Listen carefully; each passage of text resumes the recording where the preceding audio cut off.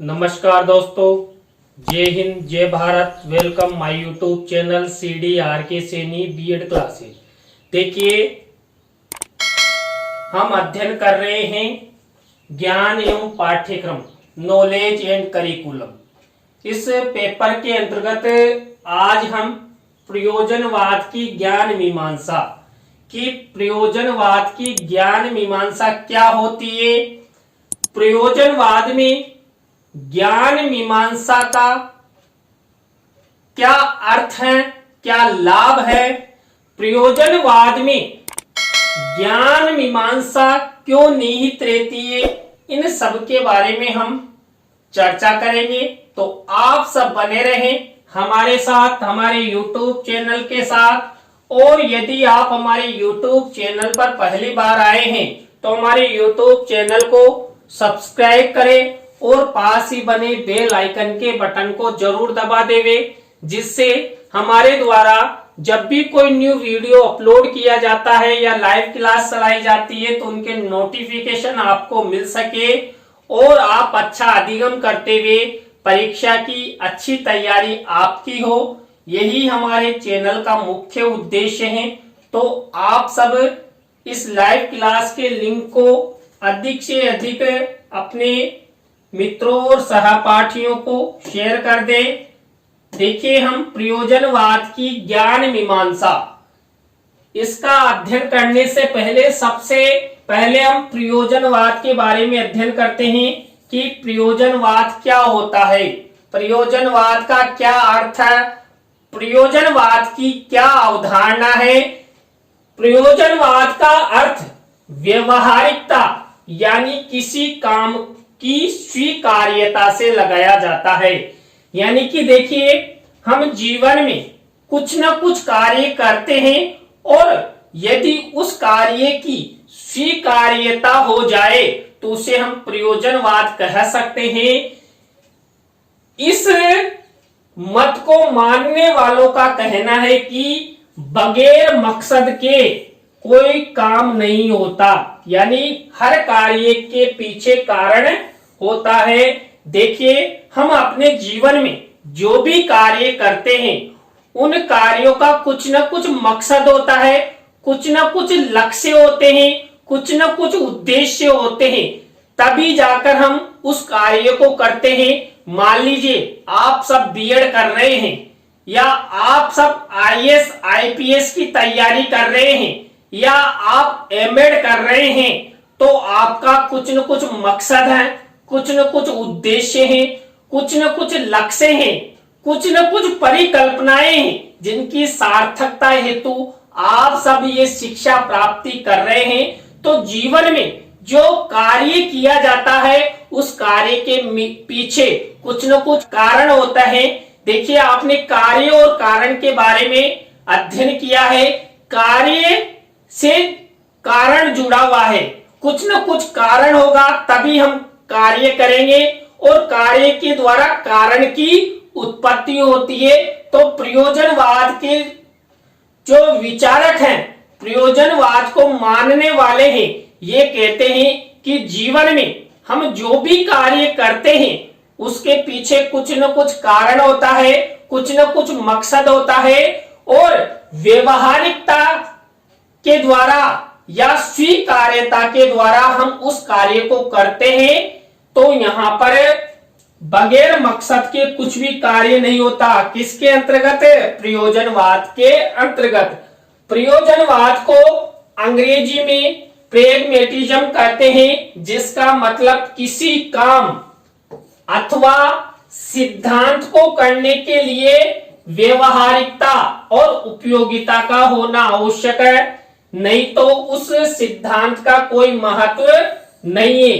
देखिए, हमें जीवन में अभी अभी हमने बात की, कुछ न कुछ कार्य करते हैं और उस कार्य की कुछ परिकल्पनाएं होती है, कुछ उद्देश्य होते हैं, कुछ मकसद होता है। यदि हमारे पास किसी भी प्रकार का कोई मकसद नहीं होगा, उद्देश्य नहीं होगा, लक्ष्य नहीं होगा, परिकल्पनाएं नहीं होगी, तो हम जीवन में कोई सा कार्य करेंगे ही नहीं। क्यों? क्योंकि हमें आवश्यकता ही नहीं है। मान लीजिए आपने देखा होगा अपने पिताजी व्यापार क्यों करते हैं, क्यों पैसा कमाते हैं। पैसे कमाने का भी कुछ न कुछ मकसद होता है, अपने परिवार का पालन पोषण करना है, जो जीवन की इच्छाएं हैं, परिकल्पनाएं हैं, उनको पूरा करना, कि हमारे घर अच्छा मकान हो, हम अच्छे कपड़े पहने, हमारा परिवार एक अच्छे से जीवन यापन करे, तो कुछ न कुछ उद्देश्य होता है। लेकिन व्यक्ति के पास यह उद्देश्य नहीं हो तो उसका क्या काम, वो क्यों कार्य करेगा, और कार्य नहीं करेगा तो कारण नहीं बनेगा। तो यहाँ पर जो प्रयोजनवाद है, यानी कि कुछ न कुछ प्रयोजन के द्वारा, कुछ न कुछ कारण के द्वारा, कुछ न कुछ उद्देश्य के द्वारा ही हमें जीवन में जो ये सांसारिक कार्य करते हैं, पैसा कमाना, एक दूसरे से रिश्तेदारी रखना, एक दूसरे से अच्छे संबंध रखना, एक दूसरे से अच्छा बोलना। देखिए हमारे मान लीजिए कोई दुश्मन होता है तो उससे अच्छे से बोलते हैं क्या, नहीं, क्योंकि दुश्मन से हमें कोई उद्देश्य, कोई मकसद नहीं होता। लेकिन कोई अपना पड़ोसी है, उसके साथ अच्छे से बात करते, क्यों करते, हमारा कुछ न कुछ उससे मकसद होता है। तो मकसद बिना प्रयोजनवाद के अंतर्गत कुछ भी नहीं हो सकता। प्रयोजनवाद दर्शन की वह शाखा है जो किसी पूर्व सिद्ध सत्य को स्वीकार नहीं करती है। देखिए जो प्रयोजनवाद है ये दर्शन की शाखा है, लेकिन ये किसी पूर्व सिद्ध सत्य को स्वीकार नहीं करती है। इसे अर्थ क्रियावाद, व्यवहारवाद, कारणवाद, पुनर्रचनावाद, अनुभववाद, फलानुमेय, प्रमाणवाद, प्रयोगवाद आदि संज्ञाओं से भी अभिहित किया जाता है। किसको, प्रयोजनवाद को।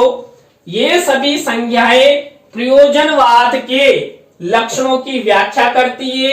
यह अमेरिकी जन जीवन से उत्पन्न दार्शनिक प्रणाली है। कौन सी, जो प्रयोजनवाद है, ये अमेरिका के जन जीवन से उत्पन्न प्रणाली मानी जाती है। और इस जन जीवन प्रणाली के अंतर्गत हम अपने जीवन के कुछ न कुछ उद्देश्यों, कुछ न कुछ लक्ष्यों हेतु निरंतर कार्य करते रहते हैं। देखिए प्रयोजनवाद की कुछ परिभाषाएं हैं प्रेट के अनुसार। प्रयोजनवाद हमें अर्थ का सिद्धांत, सत्य का सिद्धांत, ज्ञान का सिद्धांत और वास्तविकता का सिद्धांत देता है। देखिए प्रयोजनवाद के द्वारा ही हम जो पूर्व सत्य है उसको नहीं मानते, हम प्रामाणिक युक्त वर्तमान प्रत्यक्ष ज्ञान को मानते हुए जो प्रयोजन है उस प्रयोजन के आधार पर, उस कारण के आधार पर कार्य करते हैं। और जो कार्य है वो कारण से किया जाता है और कारण की सार्थकता सिद्ध करने का प्रयास यहाँ पर किया जाता है। तो जो प्रेट है इन्होंने जो प्रयोजनवाद है, इस प्रयोजनवाद को अर्थ का सिद्धांत का नाम दिया, सत्य के सिद्धांत का नाम दिया और ज्ञान का सिद्धांत और वास्तविकता का सिद्धांत भी इन्होंने कहा है। रोजन के अनुसार प्रयोजनवाद सत्य तथा अर्थ के सिद्धांत को प्रधानता देने के कारण मूलतः ज्ञानवादी विचारधारा है। देखिए यहाँ पर ज्ञान मीमांसा भी साथ में ही चल रही है कि प्रयोजनवाद ज्ञान मीमांसा से कैसे जुड़ा हुआ है। तो ज्ञान मैंने आपको पहले भी बता दिया है कि हर दर्शन की शाखा के साथ ज्ञान मीमांसा जरूर जुड़ी हुई है। हर दर्शन की शाखा के माध्यम से हम ज्ञान की प्राप्ति करते हैं। तो जो अनुभववादियों ने ज्ञान मीमांसा की स्थापना की या ज्ञान मीमांसा को निर्मित किया, तो ये प्रत्येक दर्शन की शाखा के साथ जुड़ा हुआ है, जिसके द्वारा हम सबको ज्ञान की प्राप्ति होती है। देखिए जो हमने प्लेट की परिभाषा का अध्ययन किया था, उन्होंने अर्थ का सिद्धांत, सत्य का सिद्धांत, इस प्रयोजनवाद को बताया था। तो यहाँ पर रोजन ने भी इसे सत्य और अर्थ का सिद्धांत मानते हुए ही ज्ञानवादी विचारधारा इसको बता दी। किसको? प्रयोजनवाद को, कि जो प्रयोजनवाद है ये ज्ञानवादी विचारधारा है। विलियम जेम्स के अनुसार प्रयोजनवाद मस्तिष्क का एक स्वभाव और अभिवृत्ति है। यह विचार और सत्य की प्रगति का सिद्धांत है और अंत में यह वास्तविकता का सिद्धांत देता है। देखिए यहाँ पर जो हमें ये प्रयोजनवाद की परिभाषाओं का अध्ययन कर रहे हैं, ये प्रयोजनवाद की परिभाषाओं के अंतर्गत वही हम यहाँ पर अर्थ का सिद्धांत, सत्य का सिद्धांत, ज्ञान का सिद्धांत, वास्तविकता का सिद्धांत, तो इसे हम कई नामों से जान सकते हैं। और हमारे अलग अलग विद्वानों ने, अलग अलग विचारकों ने प्रयोजनवाद को अलग अलग तरीके का नाम प्रदान कर, अलग अलग संज्ञा प्रदान कर प्रयोजन या वाद यानी कार्य और कारण की सार्थकता, वास्तविकता सिद्ध करने का प्रयास किया है। इसी के तरह रोमन के अनुसार, जो महान विचारक हुए रोमन, इन्होंने प्रयोजनवाद के अनुसार सत्य को उसके व्यवहारिक परिणामों के द्वारा जाना जाता है। इसलिए सत्य निरपेक्ष ना होकर व्यक्तिगत अथवा सामाजिक समस्या है। देखिए हम सत्य की खोज करते हैं और सत्य की खोज में हमें अनेक समस्याओं का सामना करना पड़ता है। तो प्रयोजनवाद के अनुसार जो रोमन महोदय हैं, इन्होंने सत्य की पहचान को व्यक्तिगत अथवा सामाजिक समस्या माना है। क्यों? क्योंकि हम सत्य के मार्ग पर चलने पर हमें कुछ न कुछ परेशानियां होती है। अब हम अध्ययन करते हैं प्रयोजनवाद की ज्ञान मीमांसा की। प्रयोजनवाद की ज्ञान मीमांसा क्या होती है? पहला पॉइंट है कर्मेंद्रिया ज्ञान का आधार है।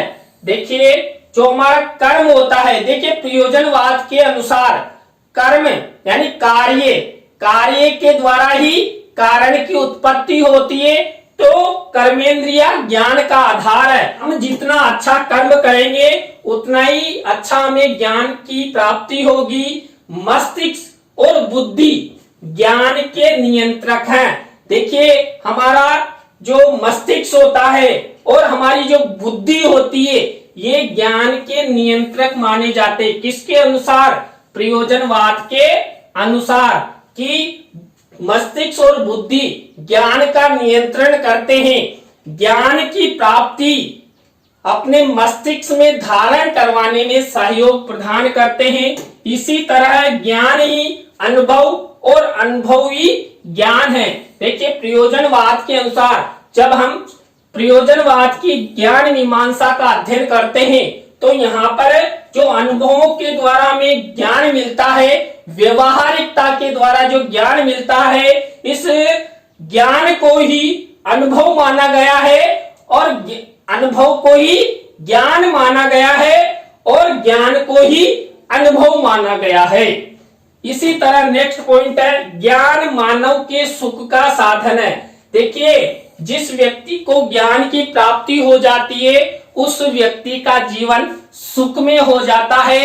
वह अपने जीवन में कार्य करता हुआ अपने लक्ष्यों की प्राप्ति करता है। जो लक्ष्य प्राप्त होने के बाद जो उन्होंने परिकल्पनाएं निर्मित की, उन परिकल्पनाओं की सार्थकता सिद्ध हो जाती है। सत्य परिवर्तनशील है। देखिए प्रयोजनवाद क्या कहता है कि जो सत्य होता है ये परिवर्तनशील होता है। ये पूरा संसार परिवर्तनशील है। हमेशा हम नया नया ज्ञान ग्रहण करते रहते हैं लगातार। देखिए नई पीढ़ी का ज्ञान नई तरीके से होगा, पुरानी पीढ़ी का ज्ञान पुराने तरीके से होगा। तो ये जो संसार परिवर्तनशील है, इस परिवर्तनशील संसार में हम कई प्रकार का ज्ञान परिवर्तन के रूप में ग्रहण करते रहते हैं। ज्ञान का उद्देश्य सूचनाओं का संकलन न होकर उसका सतत अभ्यास करना है। देखिए जो प्रयोजनवाद है, इस प्रयोजनवाद के अनुसार ज्ञान की प्राप्ति हम सतत अभ्यास के द्वारा ग्रहण कर सकते हैं। उसका जो सूचनाओं का संकलन है, यानी कि ज्ञान को हम संकलन न करके, सूचनाओं को संकलन न करके अपने कर्मों के आधार पर, अपने अभ्यास के द्वारा, सतत अभ्यास ज्ञान की प्राप्ति में महत्वपूर्ण सहयोग करता है। अनुभव की पुनर्रचना द्वारा ज्ञान की प्राप्ति होती है। देखिए, हम बार बार नए नए अनुभव प्रस्तुत करते हैं या उत्पन्न करते हैं, या किसी कार्य को करने में नए नए अनुभव प्रयोग करते हैं, तो हमें ज्ञान की प्राप्ति होती है। तो जीवन में हमें नए नए अनुभव लेना चाहिए। अनुभवों से ही ज्ञान बढ़ता है। यदि आप जीवन में अनुभव नहीं लेंगे तो ज्ञान की प्राप्ति नहीं होगी।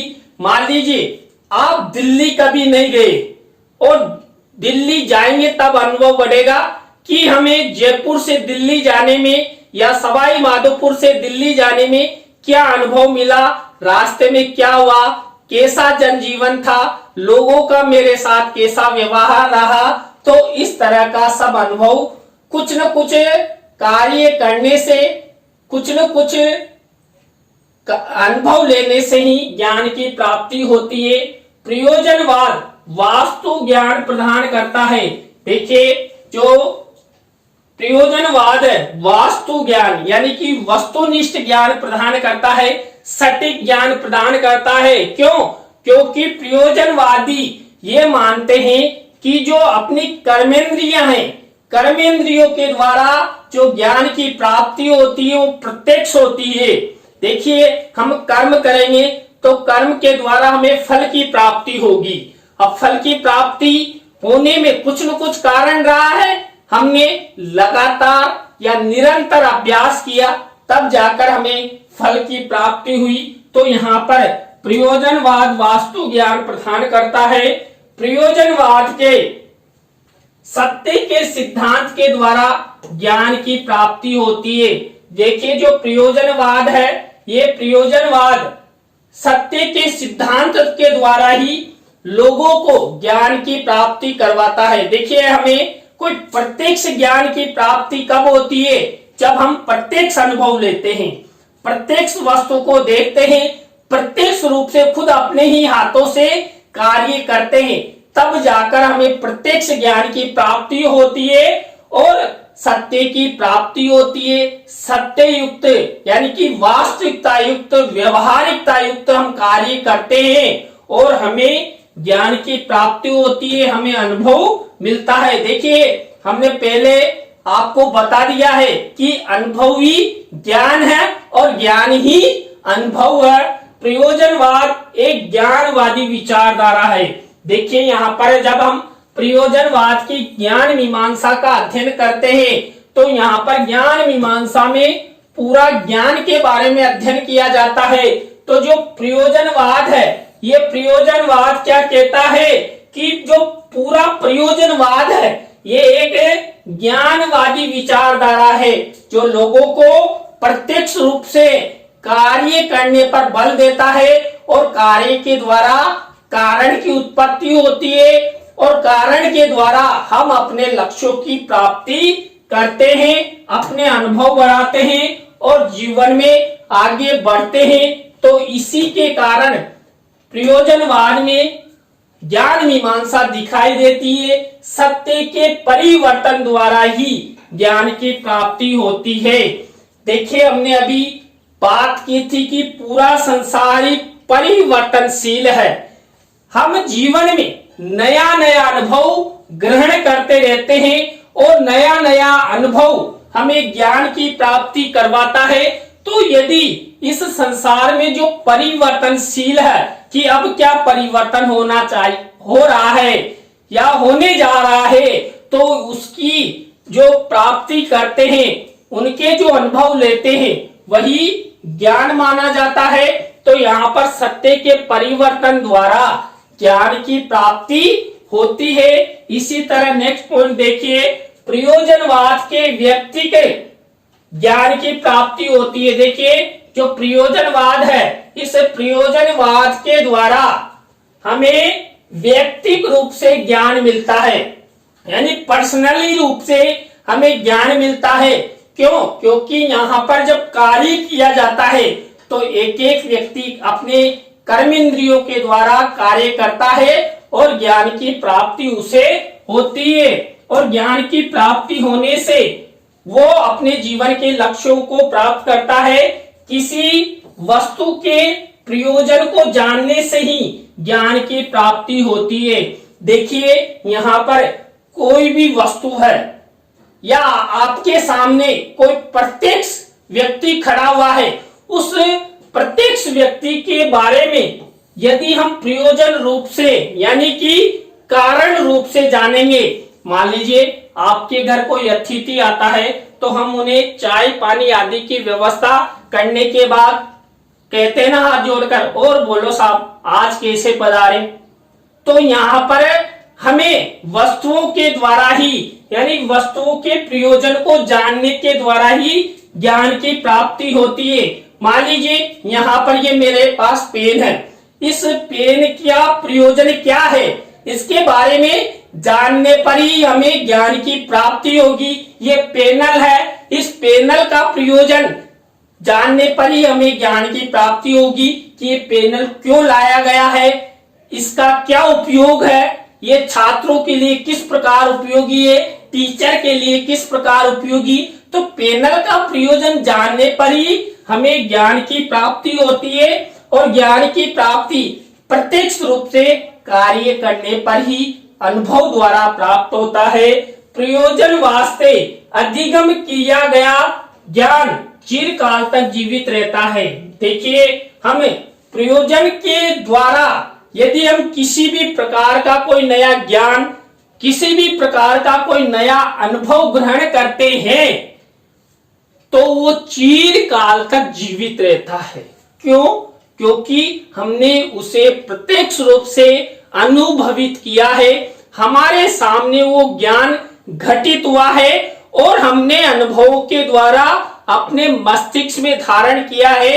इसलिए प्रयोजनवाद के द्वारा यानी प्रयोजन के कारण जाना गया ज्ञान चिरकाल तक स्थायी रूप से अपने मस्तिष्क में निवास करता है और लोग उसे अधिक से अधिक कभी भी जैसे बटन दबाते हैं उसी तरह उसको बटन दबाया और अपने मस्तिष्क के ज्ञान वापस रिपीटेशन हो जाता है। तो देखिए आज की क्लास में हमने प्रयोजनवाद और प्रयोजनवाद की ज्ञान मीमांसा के बारे में अध्ययन किया। आज की क्लास आपको कैसी लगी कमेंट्स में हमें जरूर बताएं। अच्छी लगी हो तो लाइक करें, कमेंट्स करें और शेयर जरूर करें। दोस्तों यदि आप हमारे चैनल की वीडियो शेयर करते हैं तो मुझे लगता है कि आप सब मेरा अच्छा सहयोग कर रहे हैं। तो आज की क्लास की वीडियो को जरूर शेयर करें। आप सब हमारी लाइव क्लास से जुड़े तो आप सबको बहुत बहुत धन्यवाद। नए टॉपिक के साथ आपसे फिर मिलेंगे CD RK Saini BEd classes YouTube channel पर। तो जय हिंद, जय भारत, राम राम।